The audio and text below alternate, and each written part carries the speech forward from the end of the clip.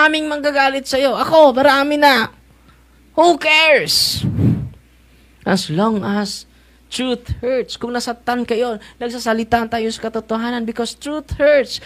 Na, ano ang ginawa niyo sa politics? Ginawa niyong milking cow? May yan naman kayo. Here in the Philippines. Totoo, hindi? Kung tapos na kayo, iba naman. Ipakulong natin ang mga bibili sa ating buto. Dahil ito is a criminal offense. Alam niyo ba na may mga politiko ng galit na galit kay Father Darwin? At nag-post pa si Father Darwin na meron dang nagbabanta na sasampa ng kaso laban sa kanya. At malugod namang haharapin niya kung totoo yung pagbabanta. Dahil sa kampanya ng Diocese ng Tagbilaran, lalo na sa anti-vote buying at anti-political dynasty. Kaya may katanungan tayo dyan. Malapit na ang eleksyon, kayo, tatanggapin ba ninyo ang pira para bilhin ang boto ninyo?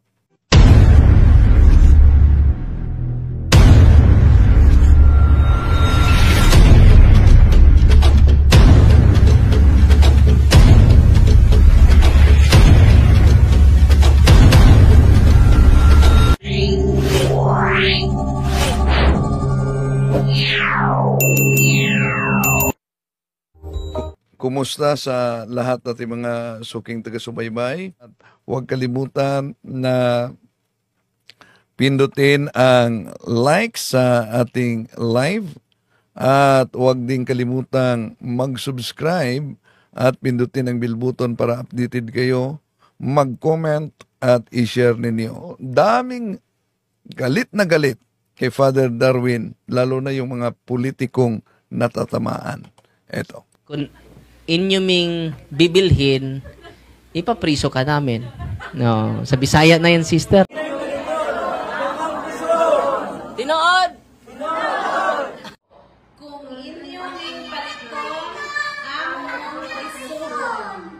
Prisohon yun mo, Nay? Prisuhon. Sino ba ang pinakamalayo na nandito ngayon? Laguna. Zamboanga, UK.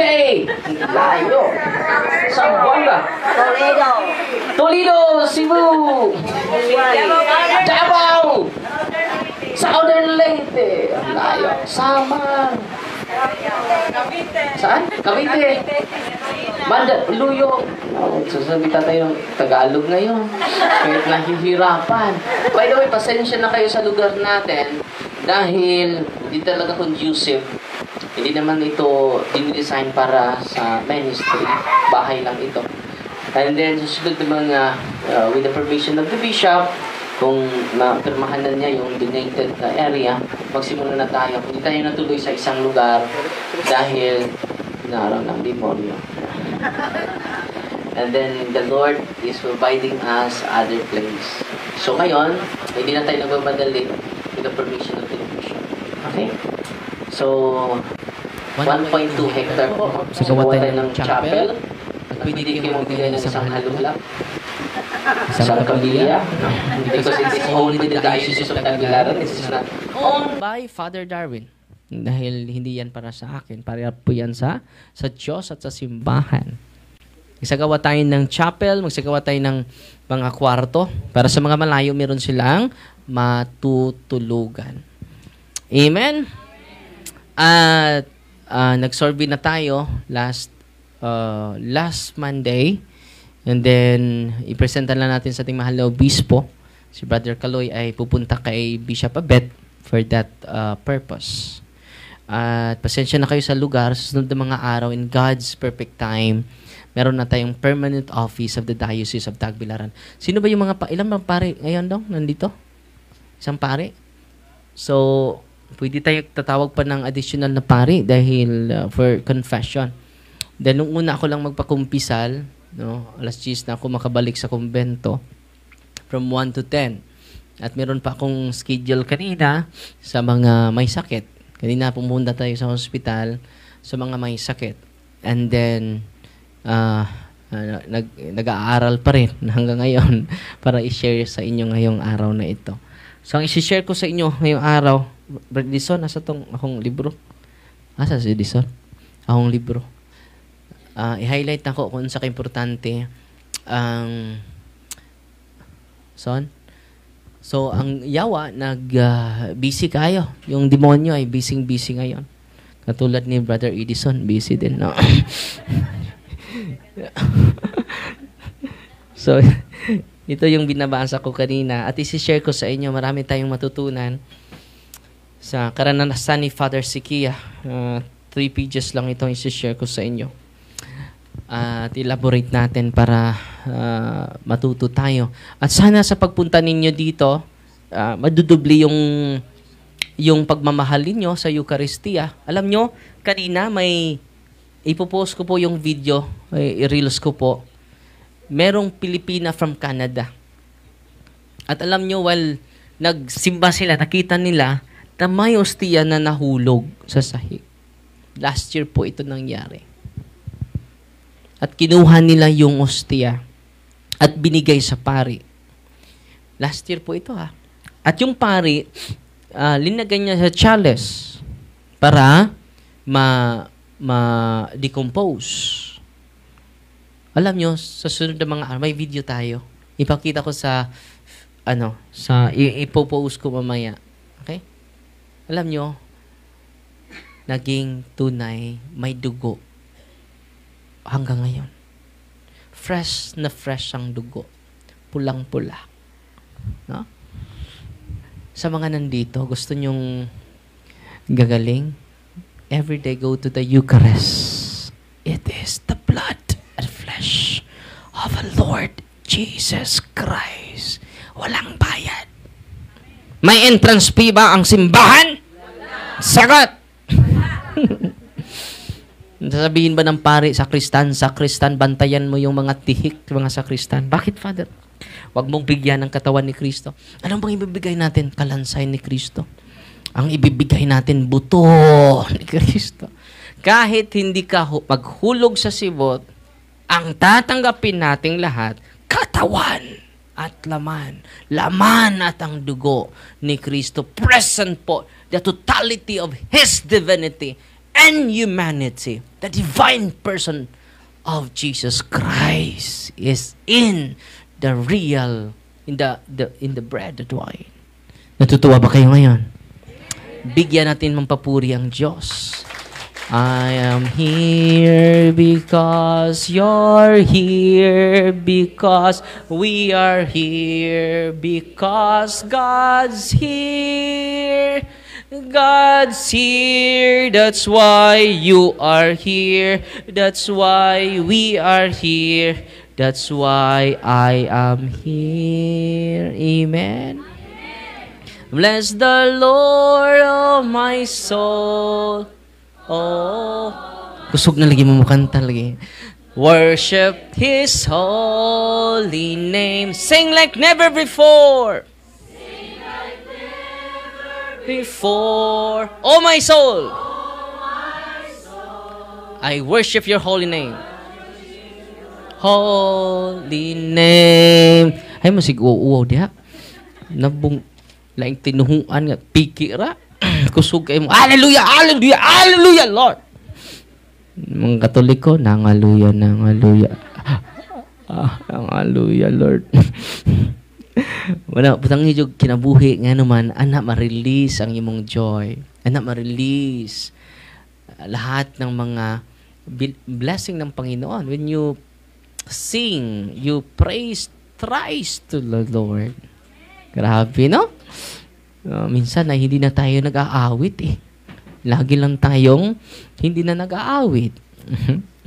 Dapat, sabi ni Apostle Pablo, praise the Lord with song and reading His Word every single day. So ngayon, i-share ko sa inyo ngayon yung sinabi ni Father Sikia, idol natin, na exorcist. Sabi niya, in my own experience, cases sent to our office with what seemed to be only a medical malady would react bizarrely and even violently, when we solemnly prayed of the deliverance prayer over them.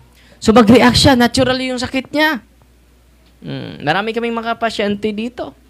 So ngayon, tinuturuan namin kayo. So nagbabasa ako sa aklat ni Father Sikia, Father Kabading, Father Amort, para ma-share ko po yung mga karanasan nila. At yung karanasan nila ay naranasan namin. From Thursday to Sunday po. Last Tuesday, may dumating dito from Zamboanga, kung hindi ako nagkamali, from Zamboanga. Father, yung ticket namin from Monday to Wednesday lang, Thursday, uuwi na kami. Sabi ko, sige, punta ka doon sa office kung may deliverance minister para makatikais ka. Balik ka alas 4 dahil ibibigay ko sa iyo yung prayer ng simbahan. Alam niyo, sa pag-pray natin, lahat ng karamdaman niya ay nawala. Ito po ang sinasabi ni kailan yan nangyari? Last Tuesday po. At ngayon, yung prayer na ginagamit ng mga team natin ay sinishare namin sa inyo. Para kayo na ang mag-pray.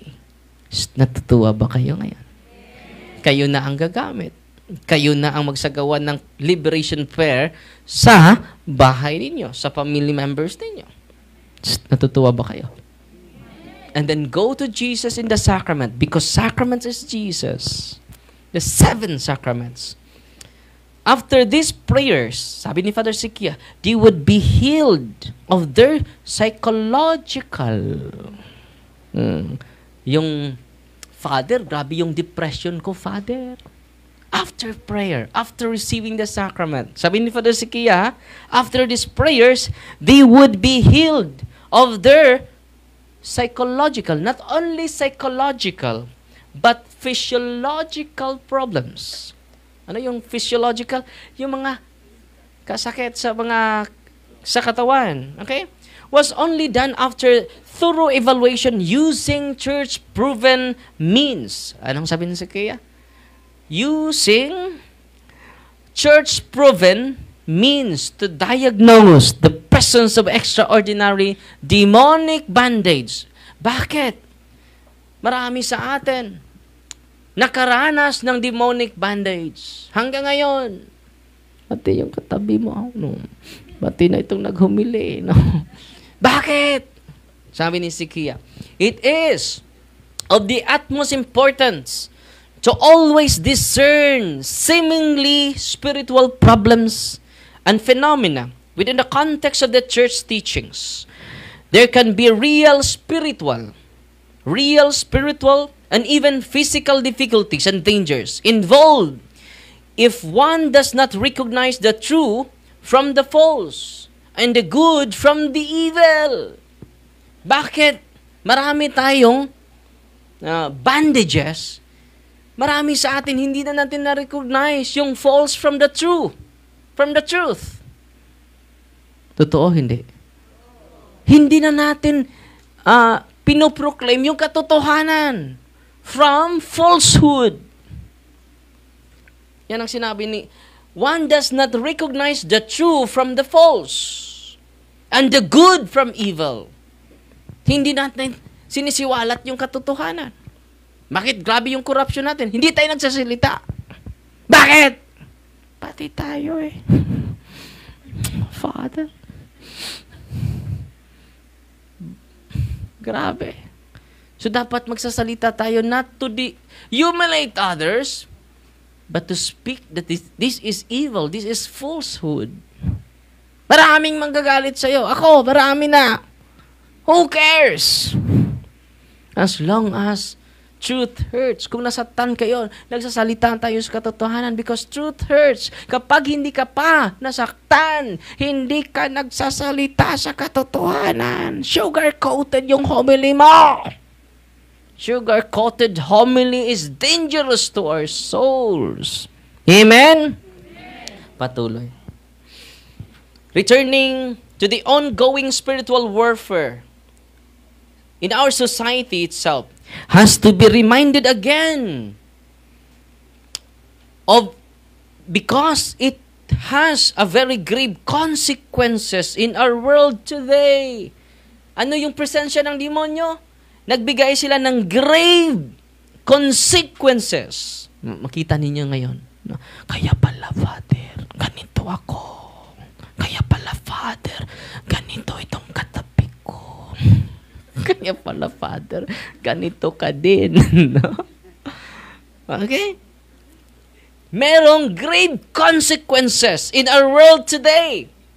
And it is attested by Pope Benedict XVI while attending a seminar, The Ecclesial Movements, in the Pastoral Concern of the Bishops in June of 1999, said to the group of bishops, regarding the devil, he is always at work.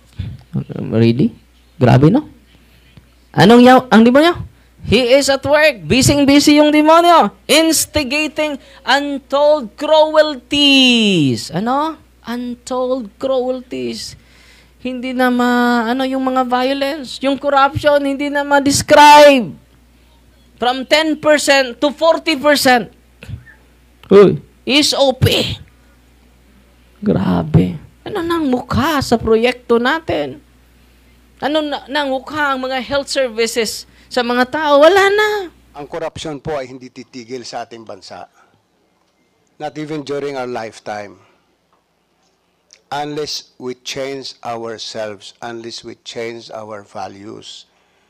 Ang corruption po sa ngayon ay hindi mapaglalabanan ng batas lamang. Pero sa ngayon po ang nangyayari ngayon, wala na tayong respeto sa Diyos, wala tayong respeto sa sarili natin. So not during our lifetime will be able to solve corruption. Ang corruption po ngayon sa Pilipinas ay nagiging endemic. Ang corruption po ngayon sa Pilipinas ay nagiging parang fashion, becomes a fad. Because money becomes power. And if you have power, talagang kailangan, sikat ka. Tumataas po ang incidence ng corruption sa bawat ahensya ng gobyerno at magugulat po kayo. Mayroong mga departamento ng gobyerno hindi nyo akalain ay corrupt, akala nyo natutulog, pero mas corrupt pala yun sa ibang ahensya ng gobyerno na akala nyo ay corrupt. Totoo hindi. Dapat alam natin ito. Dahil ang digmaan natin hindi lang physical but spiritual. Patuloy. Unfortunately, sin throughout the 20th century. Ngayon po, it's 20th century na po. The Pope himself tells us that the many evils in today's world are not merely the result of man's fallen nature. Hindi lang ito result sa ating kasalanan, man's fallen nature, but have a source that is truly evil. Totoo na may demonyo. Hindi lang ang ating kasalanan, kundi totoo na may spiritual enemy, totoo na may demonyo, totoo si Lucifer, totoo si Asmodeus, totoo si Belphegor.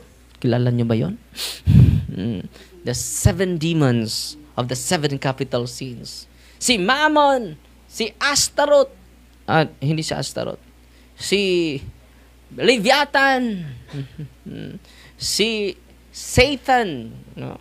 They are 7 demons who continue to influence our mind and heart until this very moment, mga kapatid. And, ito pa rin, hindi lang yung fallen nature natin, pangalawa, may demonyo talaga. Nasa likod sa ating mga kasalanan. Okay? Ang tatay, hiwalay niya yung asawa, sasama sa iba. Ang nanay, hiwalan yung asawa, sasama sa iba. Sino yung demonyo sa likod dyan? Si Asmodeus, the demon of lust. Okay? Patuloy.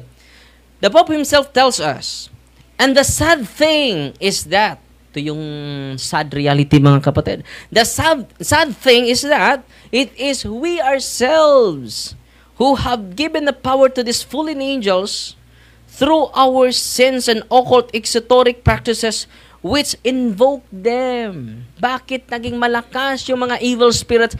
Dahil sa ating kasalanan. At sa mga occult practices natin, mga feng shui, superstitious belief, yung mga kapangyarihan nating yama-yama, Yung mga anting-anting natin na may kapangyarihang tadlay. Anong sabi ni Father Sikia? Which we invoke them. Instead labanan natin, we become slave by our own sins.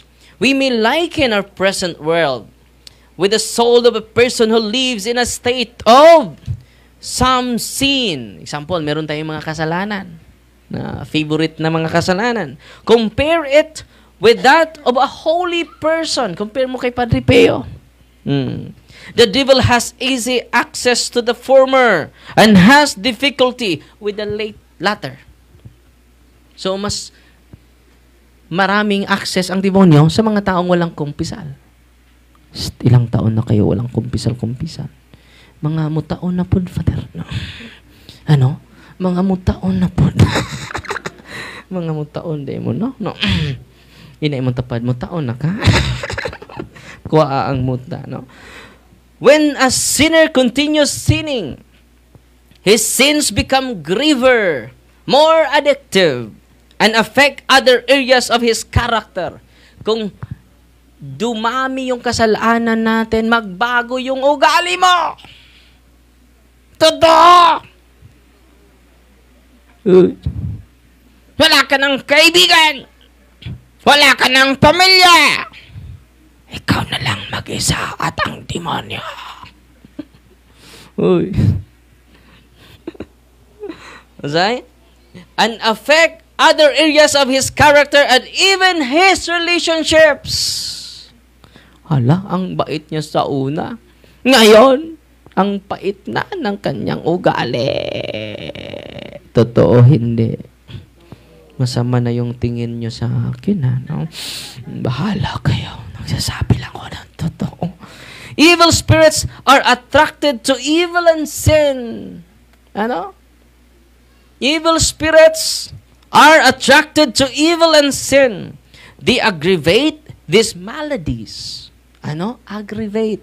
Lalong sasama yung kondisyon mo. Lalong wala kang kaligayahan. Lalong wala kang kapayapaan. Totoo, hindi. You receive peace of Jesus when you receive the sacrament of confession. Sa pag-establish ni Kristo sa sacrament of confession, sabi niya, gihuyupan niya. Anong Tagalog ng huyop? Hinihipan niya yung mga apostoles.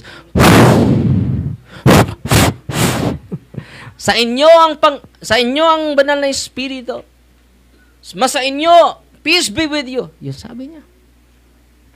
Sinong kasalanan na pinapatawad ninyo? Pinatawad ko na rin. Ang hindi nyo pinatawad, ay hindi ko rin pinatawad. Wow. When you receive the sacrament of confession, you receive the authentic peace from Jesus Christ. Amen? Sa mga hindi pa nangumpisal ngayon, confess na kayo. Bakit? Dahil ibibigay sa Diyos ang authentic peace.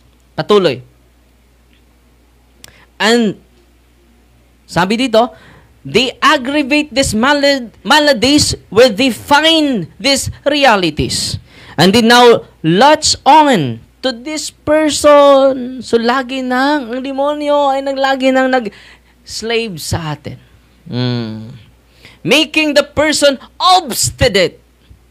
And harden his evil lifestyle. Wag nyo akong pakialaman! Buhay ko to! Pakialamero, mind your own business! Totoo, hindi. Because you are obstinate, matigas na yung damdamin natin. No? They also blind him, yung demonyo, they also blind him so that he may not see where his soul will ultimately end up after death. Anong gagawin ng demonyo? Maging butata. Maging bulag tayo. Ano ang sangputan? Ano sa Tagalog ng sangputan? Ha? Anong kahihinatnan? Kahinatnan. Salamat. May bagong word Tagalog. May bagong anong kahinatnan? ng ating kaluluwa. He also becomes a walking source of division. Anong consequence nito? Ikaw na ang source of division. Difficulty and suffering to those around him. Hence, people avoid him like the plague. Oy, hindi na lalapit yung mga tao sa'yo. At ikaw, hindi na din lalapit sa mga tao. Grabe na.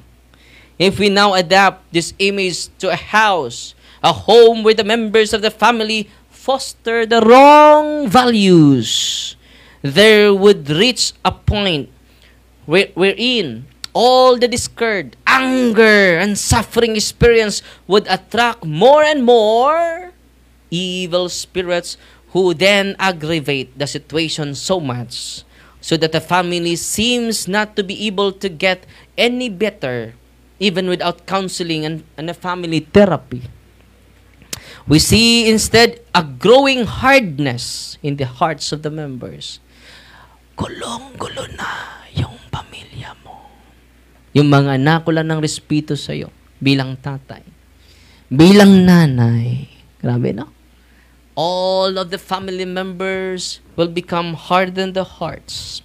Hardness in the hearts of the members and obstinacy. Obstinacy is pagkagahi sa ulo. Obstinacy in their pride and wrong attitudes. Grabe. Walay silingan. Walang kapitbahay. Parang siya lang ang wasto. Grabe, no? It is a visible evidence.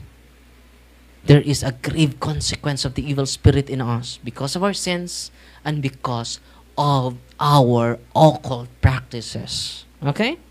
So, sinong makaligtas natin dito? Ano mangyari, mga kapatid? Last paragraph na lang, dahil magsimula ako, mga 5 siguro yung e-exercise ko ngayon.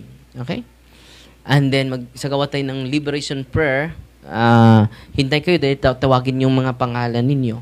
Okay? And then, mga 4:00, lalabas ako. After prayer of liberation sa inyo lahat, lalabas ako for anointing of the senses and anointing of the sick. So, sacrament of confession, sa mga hindi na makalakad, yung may grabing sakit, ibibigay ko po sa inyo si Kristo. Mga Eucharistia po. Okay? So, yung mga malakas pa, magsamba kayo. Hindi kayo kasali, bibigyan ko. Yung mga lola na natin, mga lolo na natin na hindi na nahirapan na sa pagsimba. Okay? So, anong consequence nito? Sabi dito, as more and more evil spirits gravitate around the house. Dahil merong mga anak mo na wala pang kasal. Mga anak mo na wrong yung family values. Yung anak mo maraming kabit. Okay lang. Okay lang yan, anak. Enjoy life, anak. Wrong values. Okay? As more and more evil spirits gravitate around this depressing and deteriorating situation, the family then experiences, ano bang ma-experience ng pamilya? All kinds of additional problems. Uy, grabe. Addictions sa cellphone, hindi na matutulog dahil sa email, dahil sa duta. Delikado. Suicidal tendency, ang sarap na ang magpakamatay, Father! Wala na akong puwang sa mundong ito. Totoo, hindi. Maraming nag-suicide ngayon. Yan po ay palatandaan the grave consequences of the evil spirits in our modern society, sa ating lipunan. Amen? Patuloy. Violence. Kita ninyo? Nag-aaway na ang mga politiko ngayon. Nag-aaway na si Sara at si Marcos. Saan kayo? Left, right. Para sa akin, hindi natin i-promote ang family dynasty. Sila lang naninirahan sa mundong ito. Family dynasty is the source of corruption. Kahit sino pa yan. Pwede ka maging mayor. Pwede ka maging presidente. Di ba? The gifts of the Holy Spirit is not exclusive to the family dynasty. Just imagine, mama, mayor. Vice mayor, tatay. Ang kagawad, yung anak. Kulang na lang yung kanilang maid. Tatakbuin. Na, ang ginawa niyo sa politics? Ginawa niyong milking cow? May yan naman kayo. Kung tapos ka na, ibigay niyo na sa iba. Amen. Family dynasty is the source of corruption in our political system here in the Philippines. Totoo, hindi? Kung tapos na kayo, iba naman. Pabalik-balik lang yung mga senador na yan. Pabalik-balik. Iba na naman! Kayo lang marunong? At yung mga tao naging fanatiko sa isang politiko. At dahil tayo naging fanatiko sa isang politiko, hindi na tayo makakritiko. Totoo, hindi. So, anong dapat natin gawin bilang simbahan? Family dynasty is the source of all corruption here in the political system, here in our nation. Sino nag-lead sa lungsod ninyo? Puli-puli lang. Palit-palit lang yung mga family dynasty. Totoo, hindi. Sila ba lang marunong? Sila lang ba ang nag-educated? Ang dami naman. Di ba? Family dynasty is the source of greatest corruption in our society. Totoo, hindi.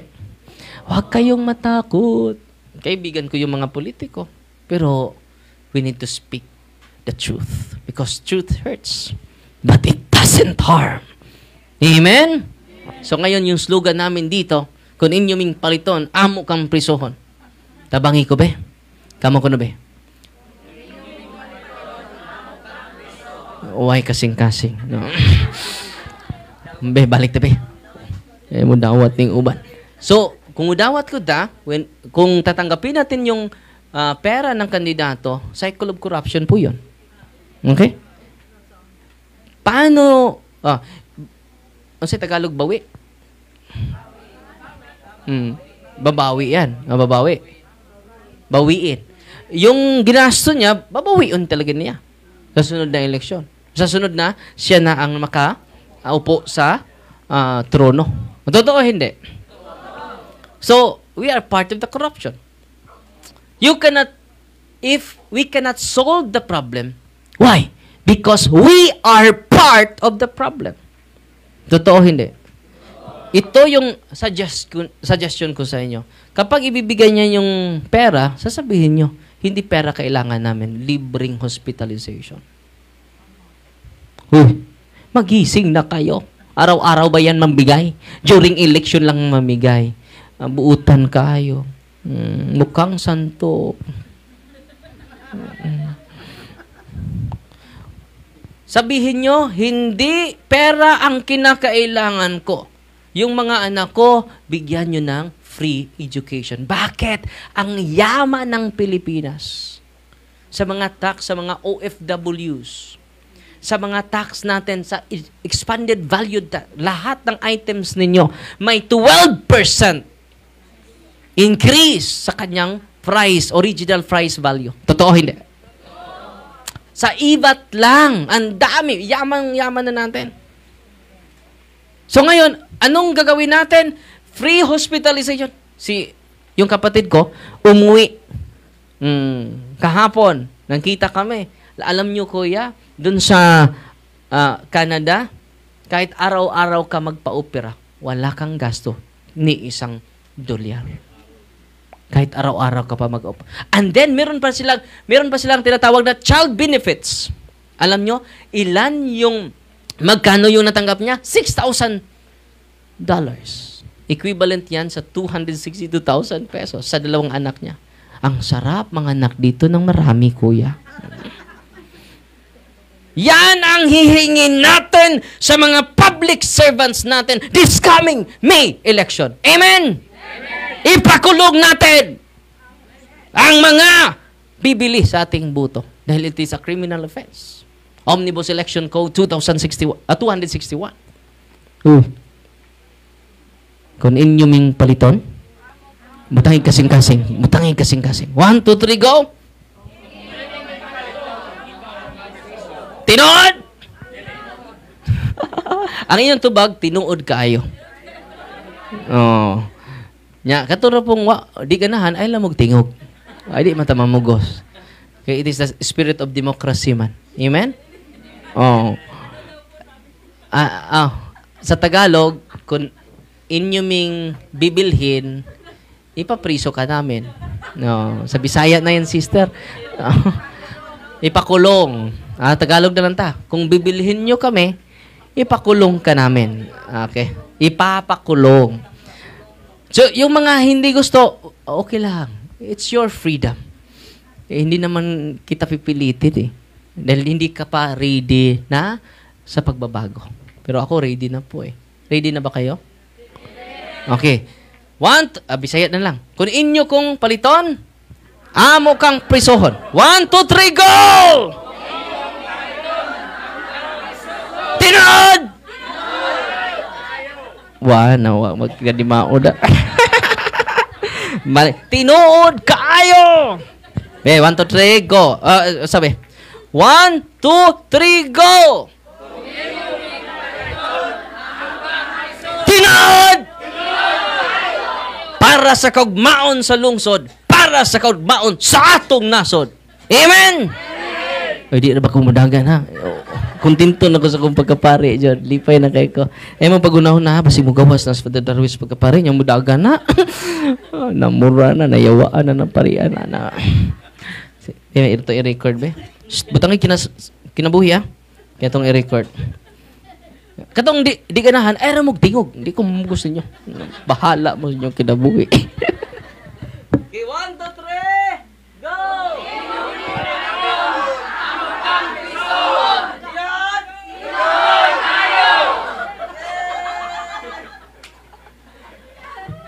Okay, mauna itong krusada diri sa Valencia. Magsugod lang ko. Magsisimula lang ako dito sa Valencia.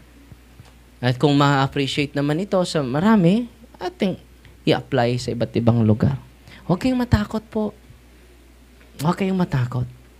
Ginagawa natin ito para sa Diyos at para sa inyong mga anak at sa mga apo ninyo kung meron man. Okay?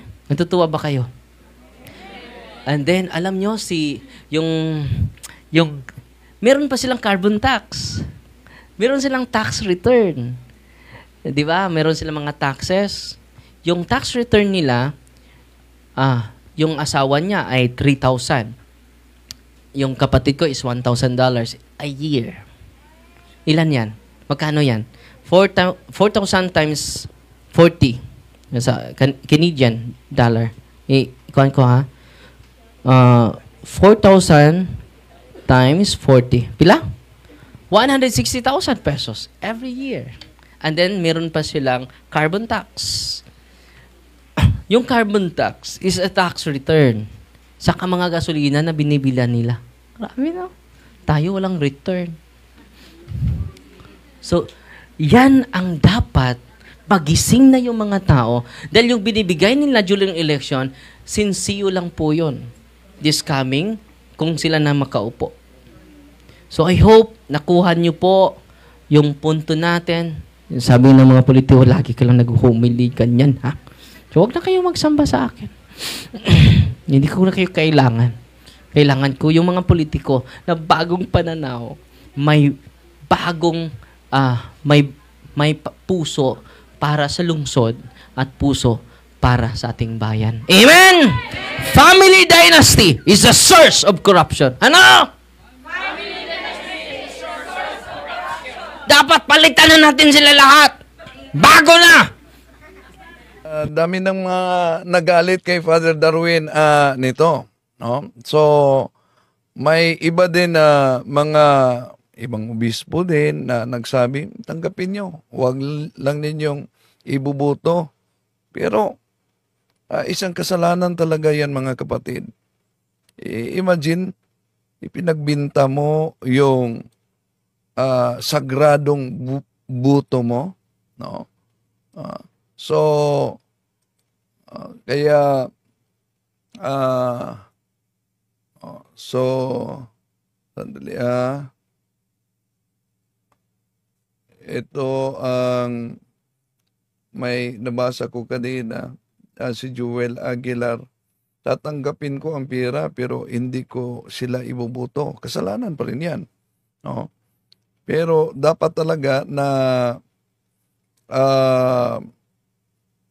dapat talaga na Inyuming manindigan tayo. bibilhin, ipapriso ka namin. So, may lusot din sila itong pamimigay ng vote buying, no? Dahil may mga workers silang ililista na sino ang siguradong sa kanila at yun ang makatanggap ng salapi. So may pauna, pagkatapos pag nakabuto na, may susunod. Eto. Pero kitang-kita talaga ang epekto sa mga ginagawa na ito. Kumakalat ang kasalanan sa ating lipunan, kumakalat ang korupsyon kahit sa mga pumipili na nagbinta sa sagrado, banal na pagbubuto. No? At so ngayon, ano na ang nangyari sa ating lipunan ngayon? Kaya yung nangunguna dito ang no, nangunguna ang no, na di daw nila tatanggapin. Pero kayo na pumindot sa no, dapat panindigan ninyo na hindi lamang dito sa busis ng masa natin na ginagawa. Panindigan ninyo na di talaga tatanggapin simula sa sarili natin. No? Kaya ninyo na di tatanggapin yung salapi? Sa ibang lugar daw, napakalaki ang bintahan, ang vote buying. So, yan. Dahil sa pahayag ni Father Darwin na ito, daming nagagalit. At may post pa si Father Darwin na may politiko daw na nagbabanta na kasuhan siya. Kasuhan sa ano kaya? Dahil sa kampanya against vote buying? Dahil sa kampanya anti-dynasty? Para sa akin opinion mga kapatid, kung sino yung di pa kilalang tumakbo basta may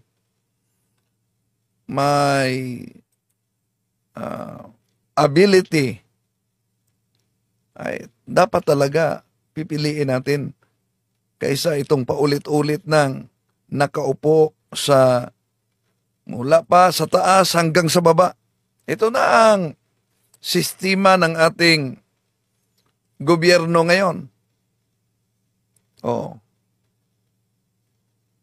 Kaya dapat magsimula sa atin ang pagbabago. Iwan ko kung kayong pumipindot sa no, paninindigan ba ninyo? Sigurado kayo? Paninindigan nyo talaga? Ako, may reason naman ako pag magbahay-bahay na yung mga workers ng kandidato para ilista yung mga pangalan. May reason naman ako dahil ako ang coordinator sa PPC-RV, no? Sa Misamis Occidental. Sampal naman yan kung sekreto nating ibinta ang ating buto sa mga politiko, no? Na tingnan niyo ngayon anong nangyari, no? Ang mangyari ay hindi lang under the table, including the table.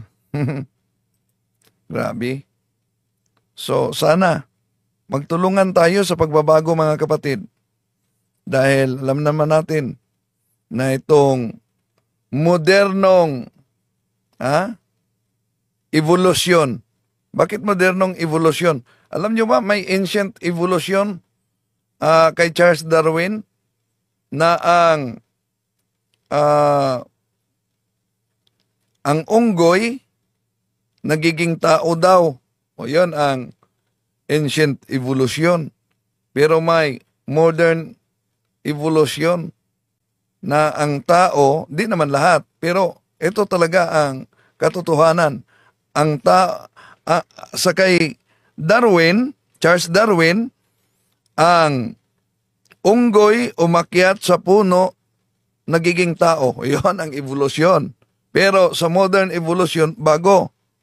Hindi lahat pero merong talagang ganito na ang tao umakyat sa pwesto, nagiging buhaya. At kabahagi ang sino man. Nasa eleksyon, kabahagi talaga. May pananagutan talaga. Sana matakot kayo sa Diyos. No? Sana yung pagpindot ninyong no, panindigan ninyo yan. Kahit ilan lang tayo. Mas mabuti na nagsimula sa sarili natin. Okay? Malapit ng eleksyon. Sabi ni Lao Tzu, si Lao Tzu, Chinese philosopher yun, in choosing a leader, character is the most important quality. Skills and knowledge come second in importance. Totoo yan. Dahil dami ng mga umuupo sa pwesto, di ba? Daming umuupo sa pwesto na iba't iba na ang profesyon nila. Pero ano ang resulta? Hindi lahat. Pero karamihan, meron talaga. Kaya in choosing a leader, character is the most important quality. Skills and knowledge come second in importance. Ayon kay Plato, ano sabi ni Plato? He who does not seek power is the most qualified to hold it. Sino kaya? Na kadalasan, lalo na sa eleksyon, namimili talaga ng buto. Tinood! Kung inyong impalikto, among isuon. Risohon yun mo, Nay? Isuon. You know it is our responsibility. So here we are to pledge our lives to the